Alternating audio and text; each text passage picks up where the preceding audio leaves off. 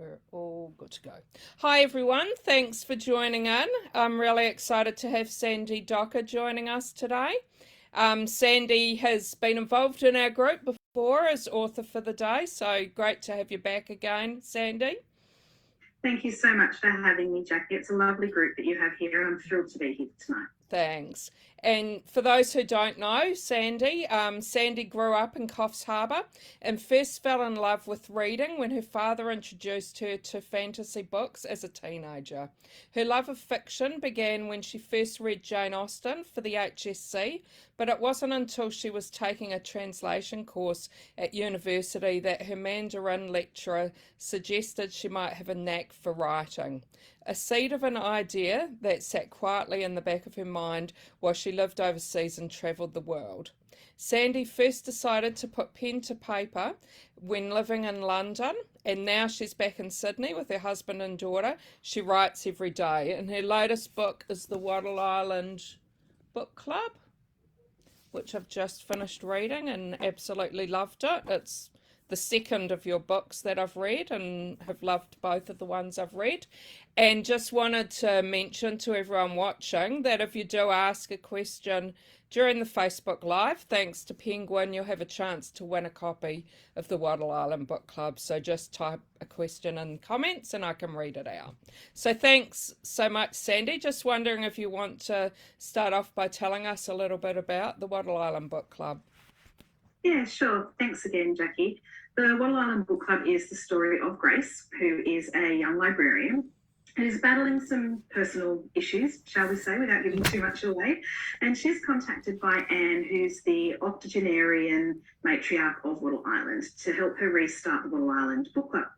The book club had been running for about 60 years, but 7 years ago it stopped suddenly. As Grace gets to know Anne, she discovers that there's something big that the island inhabitants just don't speak of, and she's determined to uncover that mystery and help the book club reignite. So she travels to Wattle Island to try to uncover the truth.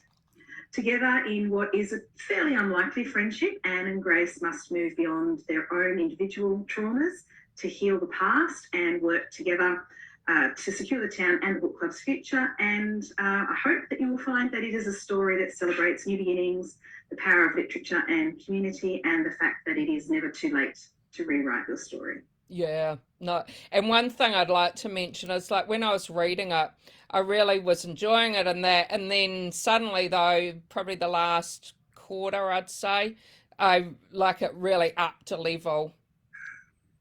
It was really, yeah, really, really Good, I hope, Jackie. great. So I find that with your books, though, that sort of happens. Yeah, I like to build to that point where I just can't let you guys go. yeah, So exactly. if I've achieved that, I'm happy. No, exactly. And I'm wondering, what was your first thought you had for the Wattle Island Book Club? Yeah, so this is one of the more interesting origin stories I have for my novels. If people have seen me at other author talks, I usually have really boring stories of where the idea came from. So I'm so excited this one has a half decent beginning. I was on tour for my first book, The Kookaburra Creek Cafe, and I was at Port Macquarie Library, which is on the north coast of New South Wales. And after the event, I was chatting with the librarian there, and she was telling me her story. And there's a lot of her in Grace, for those of you who have read the story. There's a lot of that librarian in Grace.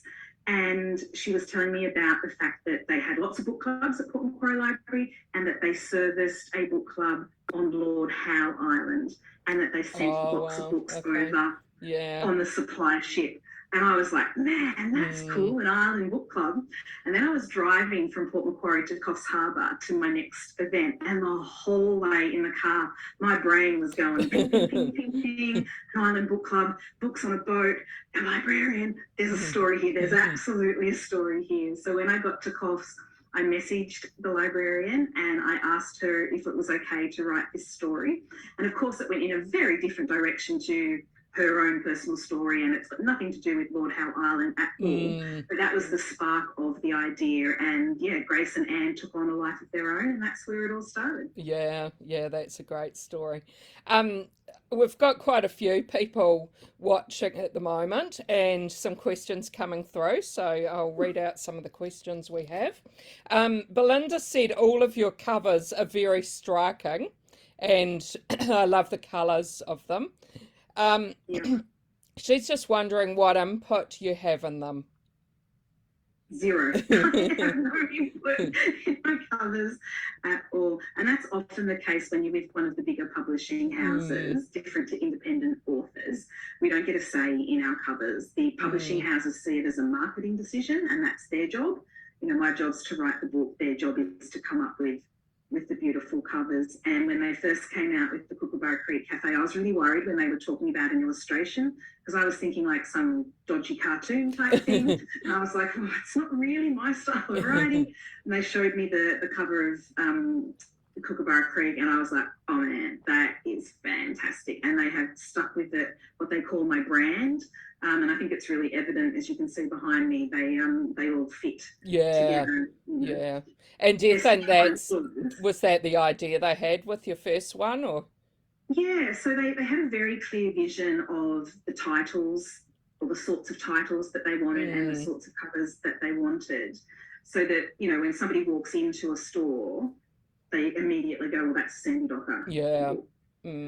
Yeah, and I think they've done a fabulous job. I love my covers, and like every talk I do, somebody always asks about the covers because they're so gorgeous, but I can't take any credit at all. So you said about the titles. Do you have any input in that then, or? For Banksy Bay and Wattle Island, I did.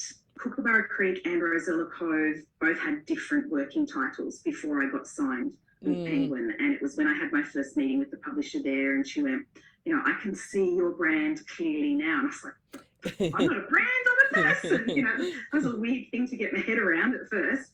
And she had a very clear vision. She said, we're going to change the names. And I went, okay. And she came up with the Kookaburra Creek Cafe. And then we worked together for Rosella Cove. And then the rest have come from me following that same pattern. Yeah, yeah. And Anne's wondering what sort of research you do for your book. I always end up doing more than I think that I have to do. Because I write contemporary women's fiction. It's not like a historical where you've got to really put in the hard yards of research, but I do always end up having to do more. And it can be all sorts of things, not just to do with the historical threads. I do always have a historical thread in my stories. So in Wattle Island, I had to research what the anti-Japanese sentiment was like in Australia post-World War II, how women were perceived in the workforce, you know, when the guys came back from the war, all those sorts of things. And in the modern stories, you know, I had to research art. Anne is an artist. I am absolutely not an artist. So I had to research, you know, the sorts of mediums she might use and that sort of thing. I actually have a piece of research with me, which, if you don't mind, I'll hold up. In the story, there is a Japanese character, Tadashi, and Sam is his grandson. Sam is our love interest for Grace. And Sam is a potter, and he practices the art of kintsugi, which is joining pottery, broken pottery with gold. And I did I had to do a course on that to research. I didn't have to, I chose to do a course on that to research. And I've actually got my own piece of pottery joined by gold. Oh, wow. And I did. And that's the fun side of research. You know, the rest of it can be a bit droll sometimes, but that was a really cool part. Yeah, no, that looks great. Belinda's wondering, are the places in your books based on real places? I grew up, as you said at the top of the talk, in Coffs Harbour, and that's a small town on the north coast of New South Wales. Back in the days when I was a kid, it was only 25,000 people. It's a much bigger place nowadays. I think it's about 70,000 population now. So it was a pretty small town when I was growing up, and a lot of my time was spent in and around the towns around that part of New South Wales. So I have spent a lot of time in small country towns, and my family is still there. My husband's family are out in the western part of New South Wales in small country towns. And so I kind of cherry pick the best parts of these places that I've always known and amalgamate them into the places in my books. They are fictional books, and that's deliberate on my part, because then I've got the freedom to do what I like with them. If they're based on a real town and you say that the IGA is next to the post office, somebody will go, no, it's not. Yeah. So I love the freedom that it gives me. But interestingly enough, when the Kookaburra Creek Cafe came out, and I did my very first ever author talk, and I was nervous, and it was at a really posh yacht club here in Sydney, so that made it even more nervous. We got to the end where there was Q&A, and somebody said, where is Kookaburra Creek? And I said, well, it's a fictional town, but in my head, and I answered where in my head I kind of placed it in New South Wales, and she put her hands on her hips, and she said, no, it's not. It's somewhere else. And she was dead set certain it was in a completely different part of New South Wales. And from then on, if anybody has ever said, where is Banksia Bay? Where is Rosella Cove? I'm like, wherever you want it to be. Yeah. That's a good answer, yeah.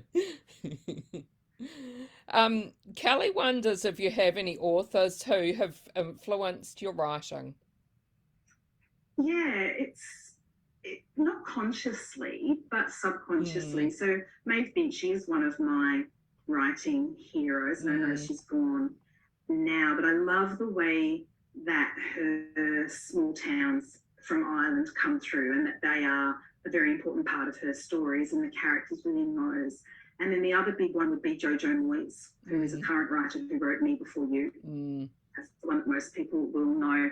And the emotional depth that she gets in her novels, I find really interesting. So, if I could be a combination of those two authors, I would be a really happy girl. And then, of course, the author community in Australia, particularly the women writers, is such a warm, welcoming community. And I'm sure you've seen it with some of the other authors that you've spoken to, Jackie. The support that we find in each other is just immense. And so every single one of them inspires me every day. Yeah, that's great to hear. And that's something that really, I can really see come across with talking to the authors about the great networks and that as well, and support, not being competitive with each other. And Jill's wondering if you've got another book that you're writing at the moment. I do. So I've got another 2 books in the works. Next year's book is called The Red Gum River Retreat. And I'm not as far along into that as I should be, as my publisher will hope I am at this point in time. Got to get some long nights ahead of me, I think. But I've started that one, and that will come out around this same time next year, hopefully, if I get my act together. And are you thinking, like, if you're writing that now, are you thinking about your next one as well? I try not to get that far ahead, because then I'll want to write the next one and I won't deliver this one on time. So I try to stay in the one that I'm in at the moment. Yeah. And Sarah's got an interesting question for people who haven't read your books before. She said she's super keen to read your books, and should she read them in any order? No, they are standalone. You don't have to read them in any order in particular. There's no connection between them. If I was you, Sarah, I would just pick the cover that appeals to you most and start with that one. Yeah. And Kelly says, has the COVID epidemic had any impact on your writing schedule? I know that you're very involved as well, and it's at the Northern Beaches Readers Festival. So so I'm the founder of the Northern Beaches Readers Festival, and we were supposed to have our inaugural festival last year, which of course got scuttled, and then we were full guns blazing for this year, and it was actually next weekend. This weekend coming it was supposed to be, and of course, being in New South Wales, we're in lockdown, so that's had to be postponed again to next year. So things like that, and touring. I'm supposed to be on tour at the moment, which obviously I can't do because I'm in lockdown. So of course those things affect us as writers. But the other thing it is it's a weird headspace to be in. Anyone that's been in lockdown will know that. And when you're in an extended lockdown, which we are at the moment, I think we're week 12, Jackie, is it? I think 13, so, 27, I don't know. It's hard to keep track, isn't it? It's better not to think about it sometimes. That's a really hard headspace to be in terms of creativity. I find it quite difficult to be creative when I'm in that headspace, and I know that a lot of authors are in that same boat. So it can be a bit of a slog to actually force myself to sit in front of the computer and get the work done. Mm. But that's interesting you say about creativity, because something that I did notice though that you did was be very creative and do something different for your book launch. Yeah, and that was actually born out of this COVID funk Mm, that I was in. I was so upset that because this is the second book in a row now that's been released during lockdown. mm, Banksia Bay came out in March last year when the whole nation went into lockdown when COVID first hit mm, Australia, and so I couldn't do any touring or any shop visits or anything like that then. And then we looked like we were okay this year, so I was getting all mm, excited about Wattle mm, Island coming out, and then we were hit with lockdown again. So I was in a real funk about, trying to muster some excitement about it. And I'm like, I have to do an online launch. I don't know what to do. I don't want to do the usual thing. I'm quite active online. I have my own interview series on Facebook mm, that I do with authors. I've got to do something different. So I reached out to Maya Linnell, who I know you've had on this group before. And I said, look, I want to do something a bit different for my launch. What do you reckon about maybe a trivia night? And she just ran with it. And so I actually put her in charge of the night. mm. And we had a really good night. Well, I think it was a really good night. You were there, Yeah, I Jackie. really enjoyed it. How many, So do you know how many people joined in the end? we had 70 Yeah, that's join, pretty which was good. Mm, fantastic. And I had a lot of good feedback, that it was interactive and it was fun and it was different. And I mm. think we all probably just needed that, after this Groundhog Day that we've been in for so long now. Mm. And the good thing is that, like a lot of those, you wouldn't have got all those people together if you had have done something in live as well. No, that's the one Mm. advantage that COVID has brought to us in terms of, learning technology and getting on board with Zoom and all the other platforms that we can use, that we can actually reach across, different states and even different countries to get together. There was one of my Mm. ex-students, I used to teach English, from the Netherlands, who was there Oh, that night. no. Now, Mm. she would never have been able to come in person, but seeing her face Mm. on there, that was beautiful. Mm. Yeah, that's great. And I was interested when I read your bio that it mentioned about writing your on pen and paper, your books. Is that something you still do now? Not anymore. So Kookaburra Creek and Rosella Cove were both written pen to paper, longhand. Yeah, well. I had the time to do that then because I Mm. wasn't contracted. So I think one of them took 3 years, the other one took 5 years Okay. to do. And Mm. that was on and off. That wasn't solid work. That Mm. was, faffing around a fair bit. But I did that, pen to paper, and then I typed it into the computer. But since I've been contracted with Penguin, I'm on such tight deadlines now. I don't have that luxury. So unfortunately, I have to now type straight into the computer, and it's a very different way of writing. Yeah, yeah. And Geraldine's wondering how much plotting you do for your books. And if you do plot, do you stick to it or does it take its own course? Uh, Basically, no, I don't plot. I'm what we call Mm, a pantser, which is fly by the seat of your pants mm, in the industry. I just start with an idea. So in this case, a book box on a boat heading to an island, and I write around it until I find where the story goes. I do have to, at certain points, stop and make some sort of pretend plan about where I'm going so that I don't get completely lost. But when I'm pitching my stories to Penguin, so when I pitched Manxie Bay and Wattle Island, I have to give them an outline of what the story is going mm, to be. Otherwise, mm. because I can't just say, I'm sure I've got 2 more books in me, sign another contract. Mm, They're not going to do that, right? So I have to give them, a full outline of what the story is going to be. And I always, when I send that to my publisher, Ali, I always say, but I'm not going to stick to this, and I haven't yet. Banksia Bay turned out completely different to what I pitched her. Well, yeah. Island has turned out completely different to what I pitched her, and I'm sure the same thing will happen with Red Gum River as well. So, Mm. And Donna's got a interesting question as well. She said, "Hi Sandie, thanks so much for taking time with us. I have listened to some of your podcasts and Zoom sessions, most recently at Writers Unleashed Festival. I saw you have a group with some other authors where you catch up to discuss and workshop writing. She's wondering how that group came apart. Did you already know each other or have you just met along the way?" Yes, that group was started by Vanessa McCausland, who's another Australian writer. I don't know if you've had her Yeah, we have. in the Yeah, group. she's great as Yeah, well. and Yeah. Carla Caruso. And they got together and said, we need to start a group. And it came out last year during lockdown so that we're not so isolated. And, writing by its nature is quite an isolating pursuit. But we do need that other connection with other writers. So they started the Facebook group and they just invited friends, and those friends invited friends. So there's a few people in there that I knew very, very well before the group started, and there's people there that I've met in the group.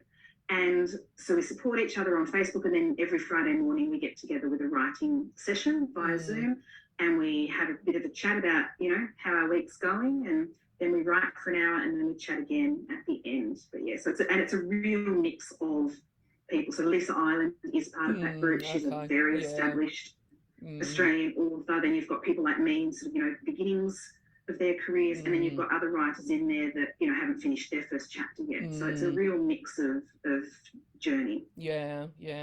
And Belinda says, in keeping with your brand, I would love to see a Waratah in your future title or story. Oh, that would be nice. All right, well, I'll have to tell Penguin to sign another contract then. And Sharon wonders what you've been reading lately, and if you have any books you want to recommend to us. Yeah, sure. Obviously, I read a fair bit. It comes with the territory. So I did just finish on the weekend Maya Linnell's Magpie Bend, which I know you would have talked about. And that was just a really lovely, warm hug of a book. I thought I really loved the protagonists. One of the best historical fictions I've read in a really long time is The Eighth Wonder by Tanya Farrelly. That's a great one as well. Loved that. Can't rave enough about that. I've also just read Jodie Gibson's The 5-Year Plan. That's it's a happy escapist read about food and travel and love, and what's not to love about that.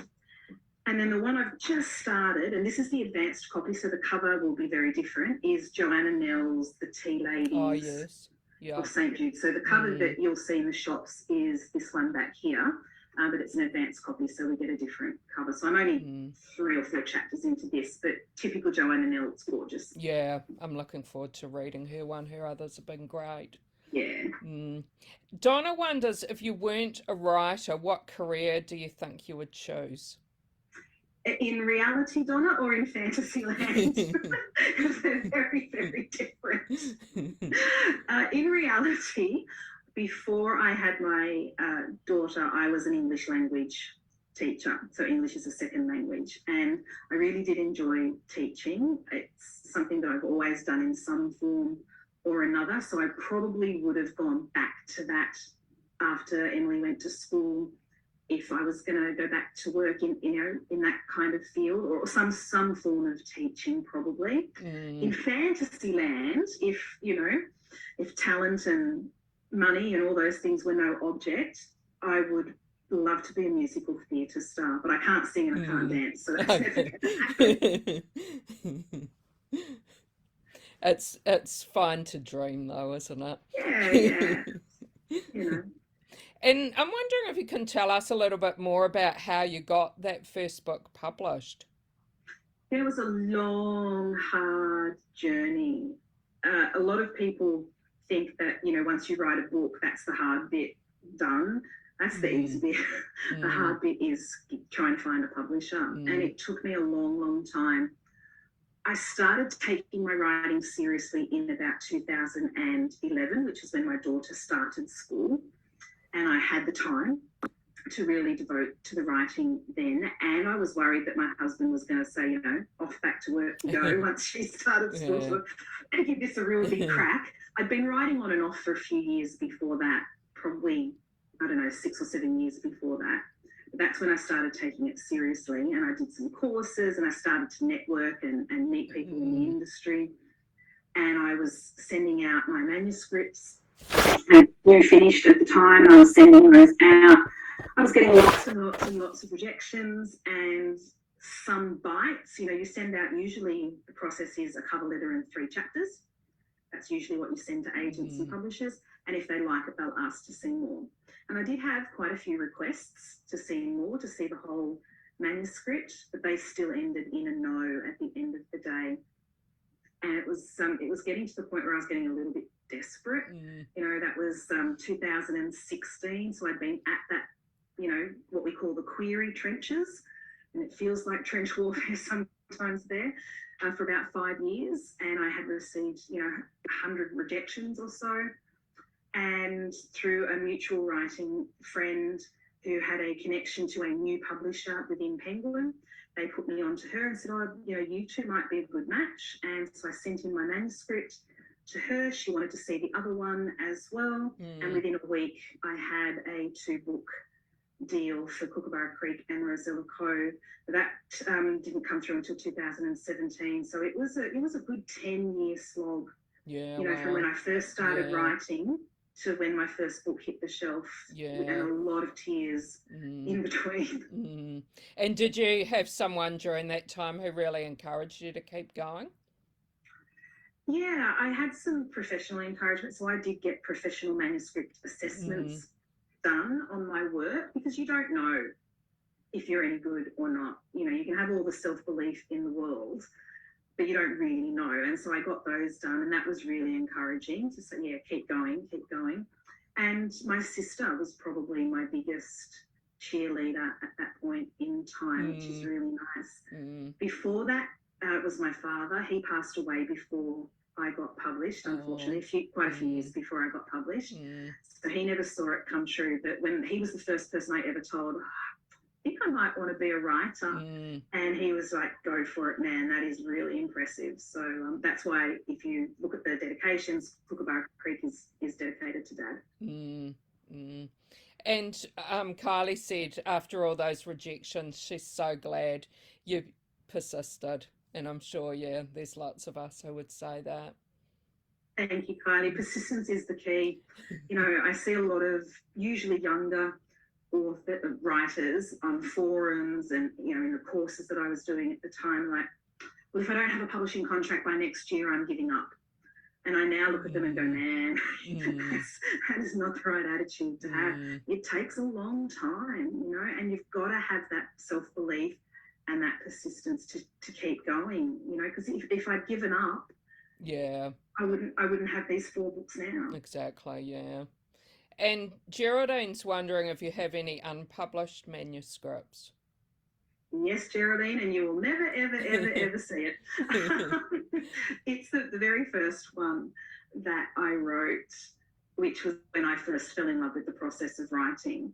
It's awful. It's like really, really, really, burn it, bury it, salt the earth kind of. It's that bad.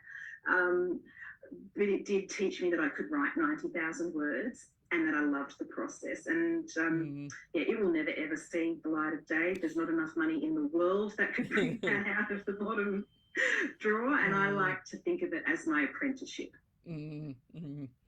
And I'm wondering if you could be a character from any of your books for a day, who would you choose to be? Oh, just one.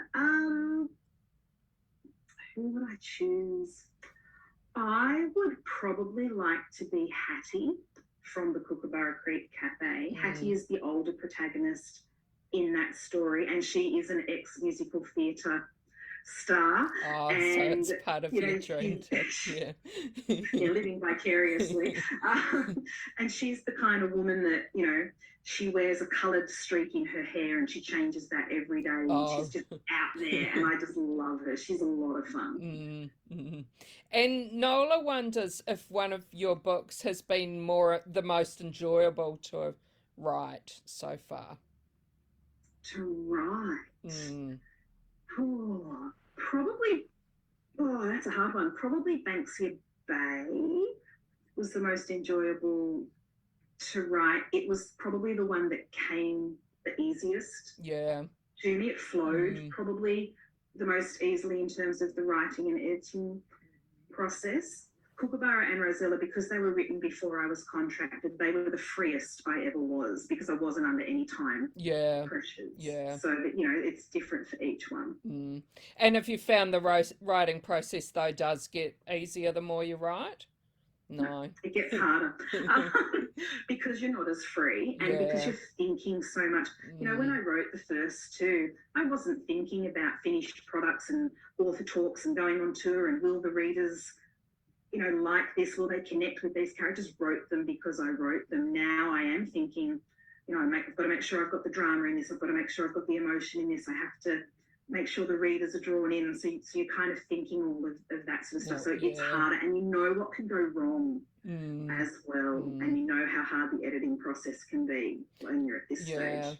And I'm wondering though also, like when you started the first one you wrote and you said you're a lot freer and could write, was that edited a lot more than maybe the ones that you write now? Yeah, definitely, because you don't know what you're doing when you first start out. And, you know, you might have the basis of a good story, but it's not flowing, it's not hanging together properly, and it takes a lot of editing to get there. So I had editors that I paid for independently to edit my first two before I sent them to publishers, because you have to put your best work forward. You only get one chance with the publisher. Once they've said no to it, that's it. So you want it to be in the best possible shape. So I did go through professional editing before it got to the publisher. And then, of course, once you do get picked up by the publisher, they have their own editing team that has their take on what should happen in your novels. And yeah, they took out an entire point of view from Kookaburra Creek, which was a huge shock to me, you know, that they wanted that entire storyline gone. And so, yeah, that was harder. And yeah, it's quicker now, but it can still be as tough. Yeah. And as you probably know, our group's like a global group. Are your books popular in other countries as well? I don't get to see any sales figures from other countries. Kookaburra Creek was translated into German and sold in Germany. And I don't know how well that's gone, because that was in 2020, in January in Germany, when they were hit hardest by COVID. So I have no idea how that went. It is available through Amazon and Book Depository and all of those places overseas. I don't know if they are popular. I hope they are, and if they're not, maybe some of your members can help spread the word. Yeah, hopefully, because they're certainly worth reading, and also to probably get a bit of an idea about Australian life as well. Yeah, the Australian thread is really strong in my novels, because the settings are always small Australian towns, but the themes are universal. You know, love, loss, grief, heartache, family, friendship, all those sorts of things. It doesn't matter where you're from in the world. Those things, I hope, ring true. And I'm wondering, when you were young growing up and that, did you ever think you might be a writer? No, I was the furthest thing from that you could imagine. And I often joke about, you know, the fact that most people who end up being an author were always on that path in some way or another. You know, they wrote their first book when they were 7, maybe, or, you know, they came out of the womb reading Tolstoy's War and Peace. You know, like, it was always destiny that they were going to end up writing. I was the complete opposite of that. I was the sporty kid, and I would much rather have been out playing in the mud than reading a book. I didn't read as a child. I hated it, which is sacrilegious to admit as an author. But I did. It just didn't interest me at all. And it wasn't until I was in my late teens that my dad, who was a huge reader across many, many genres, put a fantasy novel in my hand. He read that out at the beginning of the bio. He put a fantasy novel in my hand and said, just try it, see if you like it. And it was, that was when I fell in love with reading, but that was quite late for me. And what do you hope that readers will love about your books? I hope that they love the heart and the hope that are embedded in my books, even though I deal with some quite deep issues and some quite traumatic issues in each one of my stories. And there's not always a pink bow tying everything up at the end. You know, I like to get bittersweet endings. I hope that what they come away with at the end is just that overwhelming sense of heart and hope. And I'm also wondering, like, do you have any writing rituals? Someone's asked. I eat a lot of chocolate when I'm writing, a lot. Yeah. And I talk to my screen a lot when I'm Okay. writing. I was doing it this afternoon. I can't remember now what it was. I was typing away and I was like, but do you really think that could happen? Rose is the main character in this book. I don't know, Rose. Well, come on, help me out here. Right? So I talk to the screen and to my characters, which I probably shouldn't admit in public because they might find me locked up in a padded van somewhere. But yeah, and the other thing that I always do is I have a mood board, which is just in front of my screen here so I can always see it, where I have photos, usually stolen off the internet, that help me get in the mood of the novel. And I think I shared my mood board for the Wattle Island Book Club on Facebook at some point in the journey, and I've just turned that over now to the mood board for Red Gum River Retreat. Yeah, okay. And do you have like make up in your mind visions of what the characters look like and that? Do you ever try and find pictures of them to? That's the one thing that my publisher always picks me up on in the editing process, that I don't give enough detail of what my characters look like. Something that she's always like, Sandie, you've done it again. And I guess for me, part of that is because I want to leave that room for the reader to bring their own vision of the characters to life. I don't want to be too prescriptive, but I take it too far, and I don't tell you their hair color or eye color or anything, and I have to then go back and put that in. For me, it's what the character feels like rather than what they look like. And Belinda's wondering, what about your characters' names? How do you choose them? Yeah, so the minor characters often come from family and friends. So in the Wattle Island Book Club, for example, there's a Dr. Shelley, and one of my very good friends is a Michelle, who we call Shell. So, I pick those sorts of things. Most of my family members have appeared somewhere in one of my books as a minor character. As for my main characters, the first thing I do is figure out how old they are. And then I go and look at the baby names of the year they would have been born. You can't have an 80-year-old protagonist who is born in Australia to Anglo-Saxon heritage with a name like Shakira. It's not going to happen. She's not going to be 80 called Shakira, born to white Australian parents. So I go back and I have a look at what was popular at the time, and then I pick out a few that sort of pull at my heart, and then I sit with them for a while and go, is she a Grace? Is she an Amanda? Is she an Albert? No, she's a Grace. It's definitely Grace. And Patricia's wondering if you read your reviews. Yes, I do. And we're not supposed to, and we're told not to, and we tell each other not to. And then we do. And you still do. And it's a really bad thing to do, because the good ones are, they're great, and I share those good ones, particularly at the moment, in the week after release, and you're trying to drum up interest in your books. I share those on Instagram and Facebook. I've shared one just before coming on here tonight, and they're fantastic and they make you feel really good. But equally, the bad ones make you feel really bad. Yeah. And the bad ones are easier to believe. And yeah, so I shouldn't, but I do, and it's a bad thing to do. But we have to remember that not everyone, you can never please everybody. You can't. And when somebody starts their review, I hate women's fiction, it's not going to end well, right? Yeah. You just move on. Yeah. And I like this question from Donna. So she said, have you ever interviewed your characters to help with the development arcs? I haven't. And I know that is a technique that is often taught in writing courses. And I do know writers that actually do that.